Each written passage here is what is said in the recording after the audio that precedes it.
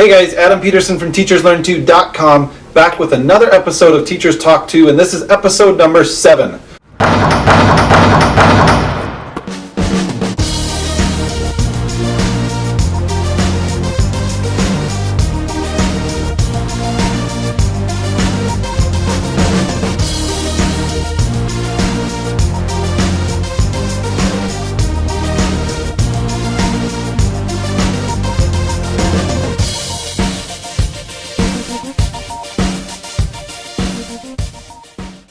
I'm probably going to tick a lot of people off with this. I'm probably going to make some people mad. But again, these are my opinions. You guys are watching because you want to hear my story, I guess. So thank you. If you have a problem with it, let's talk about it. This is my opinion on the subject. It's my rant, I guess, and I'm going to vent on Teachers Talk 2 episode 7. The issue I read about had nothing to do with people looking for another job, had nothing to do with people who just wanted to do something different. It had everything to do with people being unhappy with what's being done with kids in the classroom. And I get it. I get that we're unhappy with the way things are working. I get that we're overloaded with data and paperwork and all those things. Trust me, I'm the first one to complain about those things in meetings. I'm the first one to bring it up that it's not the right thing for kids. But I will be the last one to walk out of this classroom for that reason. Your reasoning for walking out of the classroom because things are getting too rough for the kids, you're adding to that. And like I said, this is going to upset some people. I know it will, but the comments about it upset me, and that's why we're talking about it. So one of the articles I read was a teacher who quit because she was tired of seeing her kids take tests and tired of seeing her kids, be frustrated in front of a computer and tired of seeing her kids have to work and work and work and not play. Well, part of that is your choice. You run your classroom the way you want to run your classroom is not the way somebody else is telling you to do it. I get that administration controls everything. I get that there are standards in place, but you as a teacher can always find a way to make it more fun for the kids. Whether it's adapting something new for a standard or adapting a differentiated lesson that is fun, or making a center that is teaching what you need to teach but doing it in a fun way. So I don't buy the fact that you're stepping out of the field of education because it's too much on the kids. Just keep doing what you're doing. You've always been meeting these goals. You've always been finding a way to teach. You've always been finding a way to reach kids. And that's why we're all here. We are here for the kids. We're not here for the data. We're not here for the standards. We're not here for the paperwork. We're here for the kids. So for all of you who might be considering stepping away because it's too hard for the kids or stepping away because of anything that has to do with the children, please, please, please, I'm begging you, rethink that. Find a positive note. Find something good about these kids. Find the reason why this became your passion in the first place and dig it out again. Dig deep down inside yourself and find out what made you want to become a teacher. And let's make those stories go viral. Let's get the stories out of the news of teachers quitting and teachers walking away because it's getting too hard or too rough for them. Why is that what's being displayed on Facebook and social media and in the news? Let's make it positive. So, the reason this interview came up kind of is based off my frustration with this. I interviewed Greg Smedley-Warren from the Kindergarten Smorgasboard, and he and another teacher, Kayla from Top Dog Teaching, got together over the summer, and they found a way to make it better by focusing on the positive things that are happening in their classroom every single day and sharing it with the world. And like Greg, you'll see in this interview, Greg mentioned if every teacher did that every single day, we could take over social media, and we could affect the news and affect Facebook and affect Instagram and all these different places where people are focusing on the negative things that are happening in the classroom, and we can start sharing the positive things. Find a way to do it, find a way to make it positive, and step forward instead of stepping out of the classroom. Make your classroom move forward with this change and with everything that's happening, and I promise you, if you start focusing on the positive, you're going to find your love for education again. So dig down deep inside yourself, take a look at this interview that I did with Greg. We'll come back afterwards and finish it up. But take a look, watch, and listen to what Greg from the Kindergarten Smorgasboard had to say. Thanks for having me. I'm excited to be here. I'm excited to have you. So let's go briefly. We'll talk Kindergarten Smorgasboard, how it got started, where you're at now, plans for the future. All right. Kindergarten Smorgasboard started about 4 years ago. I had been a big follower of teacher blogs, and people had always said, "Oh, you should start a blog. You have great ideas." I was like, nobody wants to hear what I have to say. I'm not an expert, like whatever. And Jason, the mister, he was like, just do it. And finally one day he's like, just stop talking about it and do it. And so I just did it. I just jumped in and went for it. And never in a million years did I ever imagine that it would become what it has become. Right. So I told my best friend Megan that I was starting a blog, and I said, I need a really fun, cute name for my blog. And at the time, it was Smedley's Smorgasbord of Kindergarten. And so she just Googled words that started with SM to go with Smedley, and Smorgasbord popped up. And so that's where the name came from. And people are like, oh, you spelled it wrong, because Smorgasbord doesn't have an A. So, but I spelled it with the A because I wanted it to be like a chalkboard or a whiteboard in a classroom. So it was done on purpose. It wasn't like, oh, I made a mistake. Yeah, I know it's spelled wrong. I did it on purpose. Yeah, so it really has become something I never imagined in a million years. As you know, we became an official business. That's awesome, yeah. We formed an LLC. That again, I never had a dream to be a business owner, never thought that it would turn into something like that. So it's pretty awesome. It was really awesome to see my name on that form as the president of the company. No, so I started following you back in March. I had heard your name before at, I think, probably conferences that I'd been to and seen you either present or had seen your booth, because I know you've been to Illinois. And we briefly talked, and that's when I kind of connected with you. And I felt like just our conversation briefly, we kind of clicked. Our ideas are very much the same. Our philosophies are obviously the same. Based on your blog and my social media, we can see that we do a lot of similar things. So your following is what blew me away. Like, I know you said 4 years, right? Like, but yes, your following is insane. And I see all these random people comment on your Instagram posts, and you're so good about responding to everybody, which is amazing, because I don't know how you do that. But well, the Smorgasbord has become, I mean, it's a household name in kindergarten. It really is. So very good job with that. It's amazing. Never, like I said, I never imagined it would become what it has. And, when I started, I told Jason, I said, I want to be completely open and honest.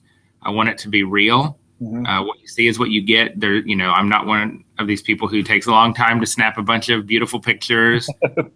I snap pictures with my phone and with my camera. What you see is what you get. You see the videos; those are completely real. And yeah. I think that's what people find appealing about it. It's a happy, positive place, and it's real. Yeah. And I've always wanted to be a place where people can go and be inspired, but I also want it to be a place where you can come to my blog and get an idea that you can use tomorrow. Very cool. I don't want it to, it's not a commercial. I'm not trying to sell you something. It's just, here's what I'm doing. Hopefully you can use it in your classroom. And if one person reads my blog and is inspired or gets an idea, then I've been successful. Awesome. That's a great thought. I like that. And it's awesome to find success in the littlest of areas too, like that, Absolutely. Like you say one person, and now you're at how many followers? Do you know how many followers you have? On the blog. You hate talking about this, don't you? It's getting close to 10,000, I think, on the blog. Holy cow. That's awesome. It's amazing. It's crazy. It's crazy. But it's amazing, and I'm very blessed. On the opposite side of being in the classroom, you also run a teacher pay teacher store that is very, very successful. And I think that was one of the things you said, where you just wanted to share ideas with teachers, and it's very cut and dry, basic. You mentioned again in our previous interview that didn't work, where you get a lot of your clip art, because I love your clip art. So if you don't mind sharing those names, I'll put them out on my site, and we'll blast this out to them too. Yeah, absolutely. I wish I could draw my own clip art, but I don't have that talent. So Whimsy Workshop is one of my favorites. Jen Hart Design, Edge Eclipse, Graphics from the Pond, Teaching in the Tongass. And people always ask, well, where do you get your ideas? And sometimes my centers are inspired by clip art that I find. All right. If I find cute clip art, I'm like, ooh, those would be fun in a center. So that's a lot of times the clip art inspires the center. Awesome. And you can find everything Kindergarten Smorgasboard on Teacher Pay Teacher, right? Absolutely. It's not Greg Smedley Warren. It's Kindergarten Smorgasboard. Kindergarten Smorgasboard. Okay, yeah. Perfect. Let's finish this with Happy Classrooms. All right. Before we start this interview, I mentioned there is some really negative stuff, and this, I know you started this for this reason, but just recently I've seen negative posts about teachers leaving the field, and it just baffles me, because we came into this field to help kids, and I can't help but think that teachers who are going out for their own personal reasons, you're doing exactly the opposite of what you became a teacher for. You know what I mean? Like I hate to use the word abandoning, but in the time when these kids need us the most, teachers are leaving because they're frustrated with what people are making the kids do. And you're the only one's going to change it, and I know that we talked about this last night, but give us a quick, I guess, recap or start of how you got Happy Classrooms going. I did my first Happy Classroom tag last night. Yes. So, like you said, there's on the news, on social media, there's all of this negative conversation about teaching and education. And it's all coming from people who don't know what really happens in a classroom.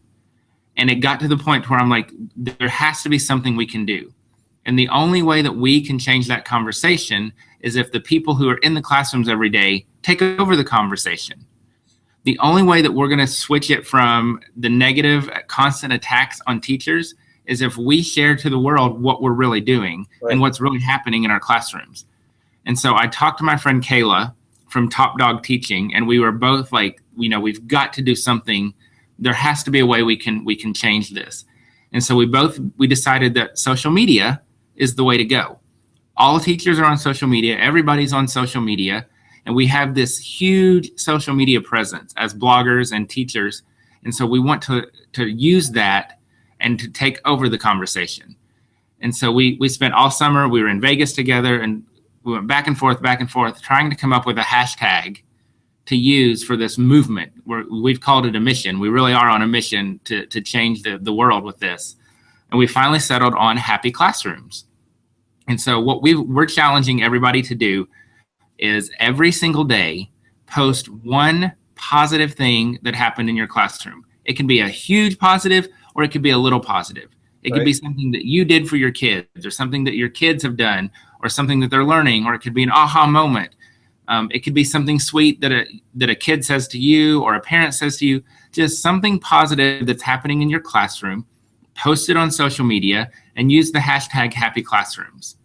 And if we all did that every day, we truly could change the conversation, and we could truly change the world, because people would then realize that there's a lot of talk and a lot of stuff about teaching, but what's really happening in the classrooms is amazing stuff every single day. Just nobody knows that, and nobody sees it, and nobody hears about it, because we're not doing a good job of putting it out there. Right. And so we want this to be something that on Twitter, on Instagram, on Facebook, we really want it to be something that is trending worldwide. And you can click on the hashtag and you can see posts from all over the world already. And there are thousands and thousands and thousands of Happy Classroom posts out there already. But we really think that if everybody was doing it every day, and if people were telling coworkers and their schools about it and spreading the word and getting more people on board, we really could make this into something phenomenal. There's a lot of stuff, and there's a lot of negative stuff, in classrooms. There's paperwork and expectations and just stuff. We have to remember we're not here for the stuff. Yeah, the stuff is part of the job, and it's stressful, and it's negative, but we're here for the kids. Yep. And on Monday, I did a Periscope about Happy Classrooms, and my Happy Classroom tip of the week is focus on the kids. Put on your kid goggles and focus on the kids, and everything else will be okay. And sometimes you just have to let that stuff go, and you have to let it sit and pile up and ignore it, because you have to focus on the kids. Because at the end of the day, we're here for one reason and one reason only, and that's for these kids. Awesome. Well, I love the thought, love the hashtag. I did my first one last night, clicked on it, and it is. They're everywhere. So it's cool to see that it's going. I'm going to promote it like crazy. I need to get the poster outside my room. Thank you so much. Yeah, absolutely. And people can go to the Kindergarten Smorgasboard Facebook page, and they can get the Happy Classrooms posters. We have the image, and we have the PDF. Very cool. So I printed mine, and it's laminated, and it's hanging outside my classroom door. That's awesome. I love it. Thank you. All right. So thank you, Greg. I know it's Mr. Greg, but Greg from the Kindergarten Smorgasboard for this. We're going to share this with everyone on teacherslearn2.com. Share it with your viewers as well and your followers. And I think the highlight of today for me was the Happy Classrooms. And you're going to see in the rest of this episode that we're doing this on, I'm going to talk a lot about that, because some things struck a nerve with me today on Facebook, and it just totally related to what we talked about with Happy Classrooms. So thank you so much. Keep up what you're doing. Appreciate the talk. All right. Well, thank you. Absolutely. Thank you for having me, and thank you for what you do. So I hope you enjoyed that interview with Greg from the kindergartensmorgasboard.com. Go check out his website. Check out all the people that were tagged in this video. Follow him on Teacher Pay Teachers. Check out his new stuff every week. He posts some awesome activities. Check out him on Instagram, Twitter, and Facebook. Follow his YouTube channel and subscribe. And please, please, please go subscribe to mine. If you're watching this, down below, subscribe, please. Follow Teachers Learn 2 on Instagram, Twitter, and Facebook. We're going to keep sharing ideas between Greg and I.